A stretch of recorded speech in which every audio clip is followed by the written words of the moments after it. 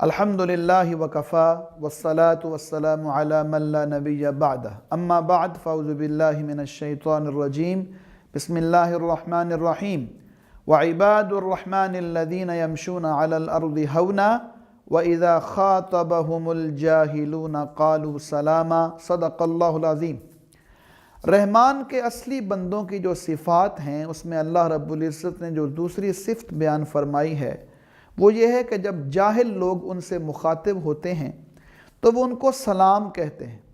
اس کا معنی مفسرین نے یہ بیان کیا ہے کہ اللہ کے بندے جنہوں نے اللہ کو اپنا رب اور رسول اللہ صلی اللہ علیہ وآلہ وسلم کو اپنا ہادی و رہبر تسلیم کیا ہے اور اپنی زندگی میں یہ نیت اور ارادہ کیا ہے کہ ہم ہر آن ہر گان اللہ اور اس کے رسول صلی اللہ علیہ وآلہ وسلم کی اطاعت و فرما برداری کریں گے، اگر ان کے ساتھ جاہل لوگ آ کر بات چیت کریں اور بحث مباحثہ کریں یا ان کا وقت ضائع کرنے کی کوشش کریں تو یہ اللہ کے بندے بالکل ان کا ذہن صاف ہوتا ہے کہ یہ دنیا کے اندر وقت ضائع کرنے کی چیز نہیں ہے، ان کو فضول مباحثوں میں اور گفتگوؤں میں ضائع کرنا کوئی دانش مندی کا کام نہیں ہے۔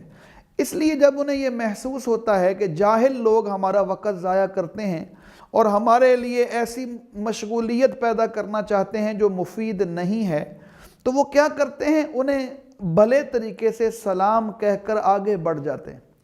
یہاں ایک اور بات غور کرنے کی یہ ہے کہ جاہل کون ہوتا ہے؟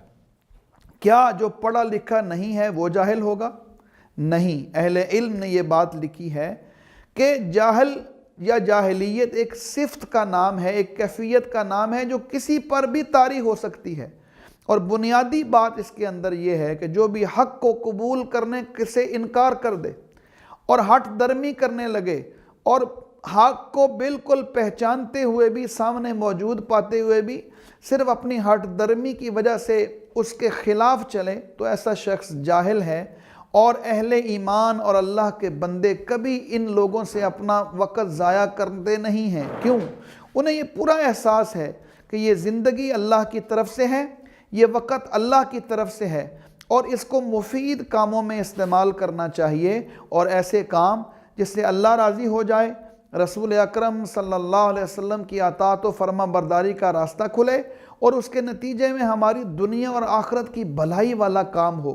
تو اسی لیے اللہ رب العزت نے رحمان کے اصلی بندوں کی جو دوسری صفت بیان فرمائی ہے وہ یہ ہے کہ وَإِذَا خَاطَبَهُمُ الْجَاهِلُونَ قَالُوا سَلَامًا، کہ جب جاہل ان سے مخاطب ہوتے ہیں تو انہیں سلام کہہ دیتے ہیں۔